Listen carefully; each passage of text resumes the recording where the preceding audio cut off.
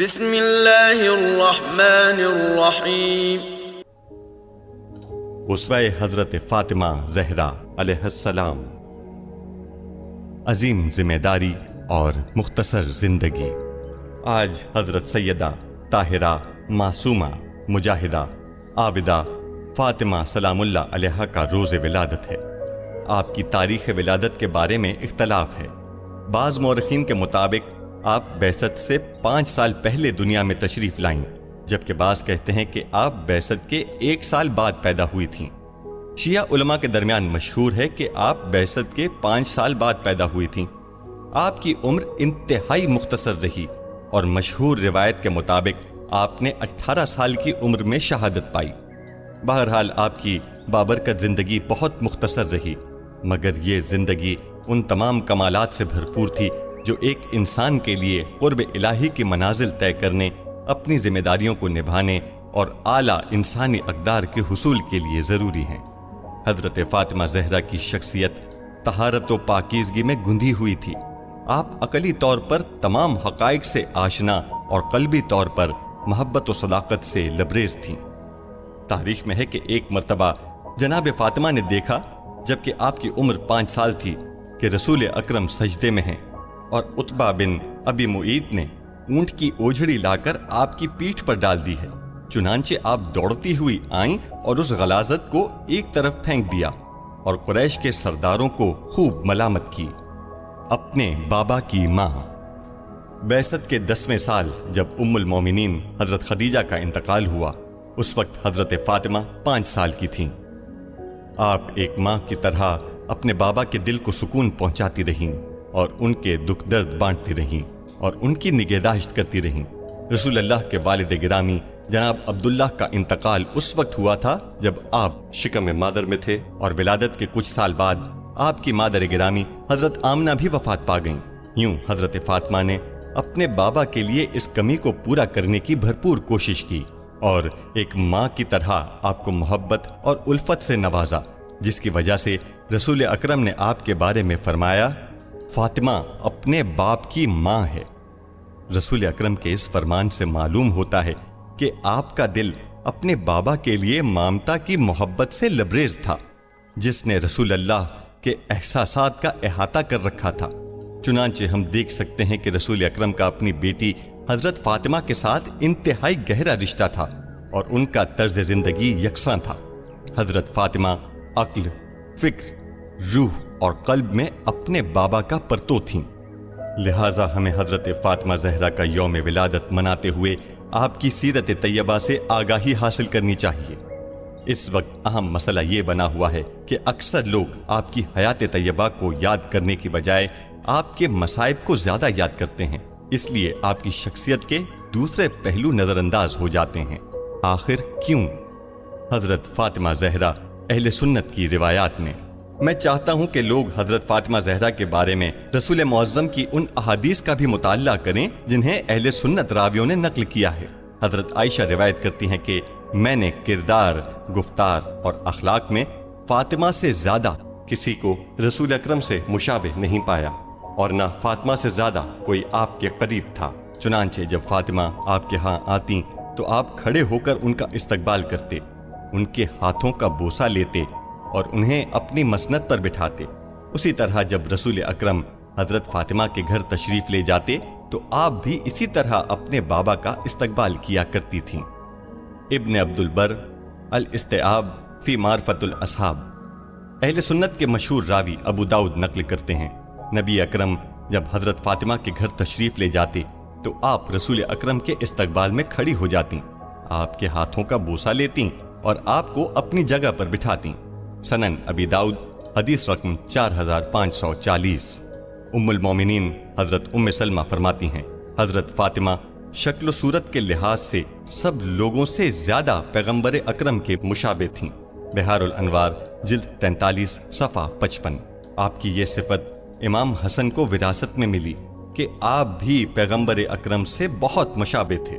اس کے بعد یہ صفت امام حسین کے منجلے بیٹے حضرت علی اکبر کو وراثت میں ملی۔ صحیح مسلم میں حدیث رسول ہے، میری بیٹی فاطمہ میرا ٹکڑا ہے، جس نے اسے ناراض کیا اس نے مجھے ناراض کیا، اور جس نے اسے تکلیف دی اس نے مجھے تکلیف دی۔ فضائل بنت النبی، حدیث 4482۔ روایت میں ہے کہ پیغمبر اکرم جب بھی کسی جنگ سے واپس تشریف لاتے تو سب سے پہلے مسجد میں آتے، وہاں 2 رکعت نماز ادا کرتے، پھر اپنی ازواج کے حجروں میں جانے سے پہلے حضرت فاطمہ کے گھر تشریف لاتے۔ عبداللہ بن عمر کہتے ہیں کہ پیغمبر اکرم جب کسی سفر پر روانہ ہوتے تو سب سے آخر میں حضرت فاطمہ سے رخصت ہوتے، اور جب سفر سے واپس آتے تو سب سے پہلے حضرت فاطمہ سے ملاقات کرتے تھے۔ حضرت عائشہ سے روایت ہے کہ ایک مرتبہ رسول اکرم علی و فاطمہ کے درمیان بیٹھے ہوئے تھے کہ علی نے رسول اللہ سے پوچھا کہ ہم دونوں میں سے کون آپ کو زیادہ عزیز ہے؟ تو رسول اللہ نے فرمایا، اے علی، فاطمہ مجھے زیادہ محبوب ہے اور تم زیادہ عزیز ہو۔ بہار الانوار، جلد 43، صفحہ 38، جس کی تفسیر یہ ہے کہ حضرت فاطمہ آپ کی محبت و شفقت کا محور تھیں اور حضرت علی اپنی فضیلت کی وجہ سے آپ کو زیادہ عزیز تھے۔ اہل سنت کی مشہور کتاب الاستیاب میں لکھا ہے کہ جب حضرت عائشہ سے پوچھا گیا کہ رسول اللہ سب سے زیادہ کس سے محبت کرتے تھے تو انہوں نے کہا کہ فاطمہ سے، اور جب پوچھا گیا کہ مردوں میں کون آ حضرت کو زیادہ محبوب تھا تو انہوں نے کہا کہ فاطمہ کے شوہر علی مردوں میں سب سے زیادہ آ حضرت کو عزیز تھے، کیونکہ علی سے زیادہ روزے رکھنے والا اور نماز پڑھنے والا کوئی نہیں تھا۔ حضرت عائشہ ہی سے روایت ہے، میں نے فاطمہ کے بابا کے سوا فاطمہ سے زیادہ سچ بولنے والا نہیں دیکھا۔ الاستیاب، جلد 2، صفحہ 751۔ معصومہ عالم۔ آیت تطہیر حضرت فاطمہ کی عصمت پر واضح دلیل ہے، جس کے بارے میں حضرت ام سلمہ فرماتی ہیں، یہ آیت میرے گھر میں نازل ہوئی تھی جس میں ارشاد اقدس الہی ہوا، اے اہل بیت، اللہ تو بس یہ چاہتا ہے کہ تم کو ہر طرح کی برائی سے دور رکھے اور جو پاک رکھنے کا حق ہے ویسا پاک رکھے۔ رسول اکرم نے فاطمہ، علی، حسن و حسین کو میرے گھر میں جمع کیا اور فرمایا کہ یہ میرے اہل بیت ہیں۔ بہار الانوار، جلد 35، صفحہ 217۔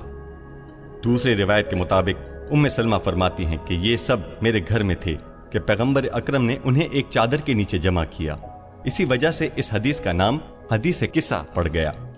پھر رسول اکرم نے فرمایا، پروردگار، یہ میرے اہل بیت ہیں، تو ان سے ہر طرح کے رجس کو دور فرما اور انہیں اس طرح پاک رکھ جس طرح پاک رکھنے کا حق ہے۔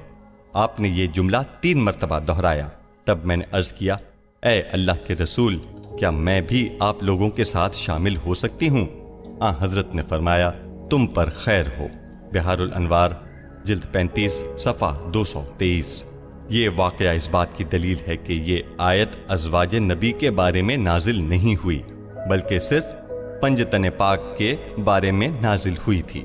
رسول اکرم لفظ اہل بیت کو پنجتن پاک کے ساتھ مخصوص کرنے کی تاکید فرماتے تھے۔ یہی وجہ تھی کہ آپ جب نماز صبح کے لیے مسجد تشریف لے جاتے تو حضرت فاطمہ کے گھر کے سامنے رک کر فرماتے، السلام علیکم یا اہل البیت الصلاۃ۔ اس کے بعد آیت تطہیر کی تلاوت فرماتے تھے۔ حضرت فاطمہ کا کفو۔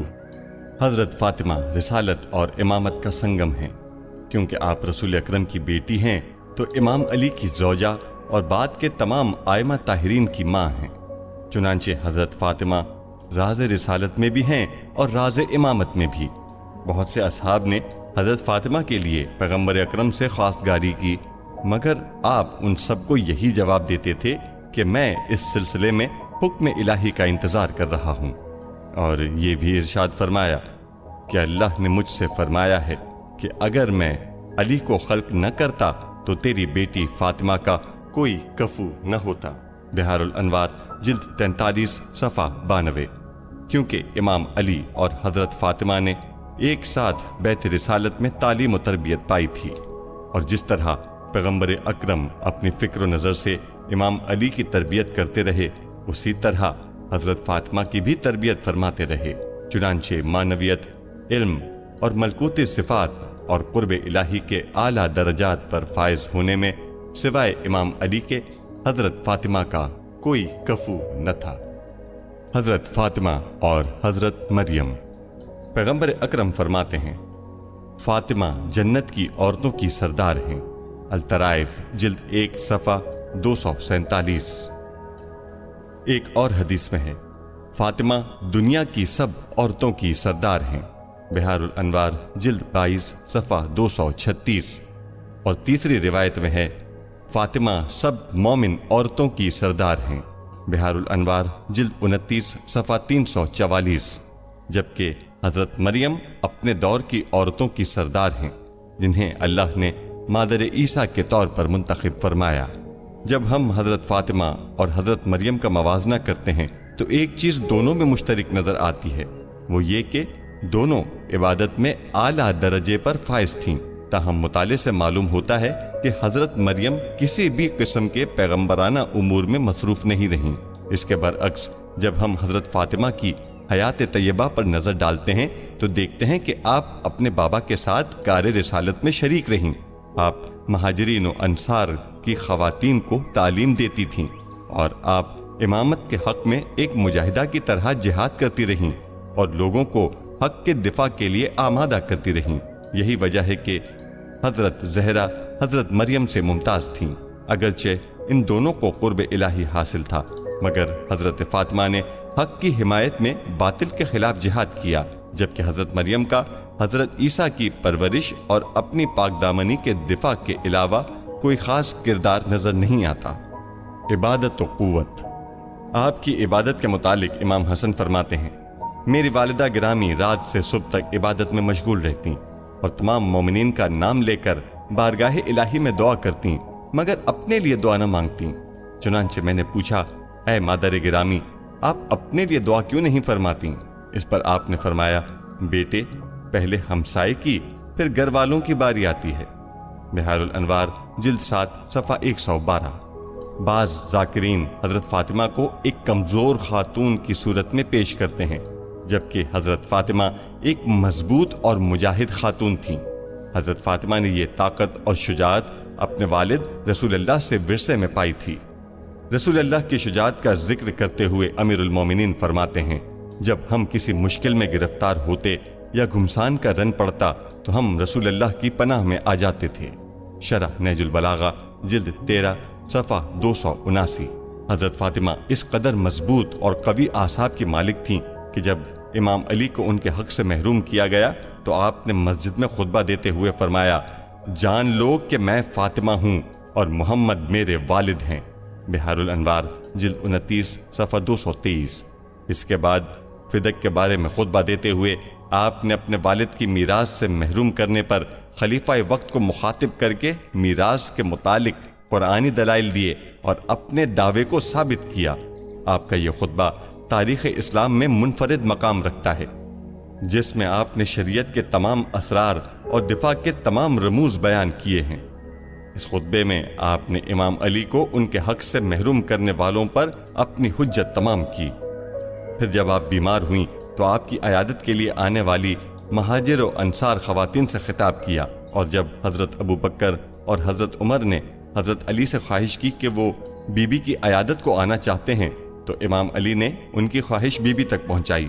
اس پر حضرت فاطمہ نے پہلے تو ملنے سے انکار کیا، مگر بعد میں امام علی کی خاطر انہیں آنے کی اجازت دی، اور جب یہ دونوں آپ کی خدمت میں حاضر ہوئے تو آپ نے ان سے فرمایا کہ میں تم دونوں کو قسم دے کر پوچھتی ہوں کہ کیا تم نے رسول اللہ کو یہ کہتے نہیں سنا کہ فاطمۃ بضعۃ منی فمن اغضبہا فقد اغضبنی، صحیح بخاری حدیث رقم 3714۔ ان دونوں نے تصدیق کی تو آپ نے فرمایا میں اللہ کو گواہ بنا کر کہتی ہوں کہ میں تم دونوں سے ناراض ہوں۔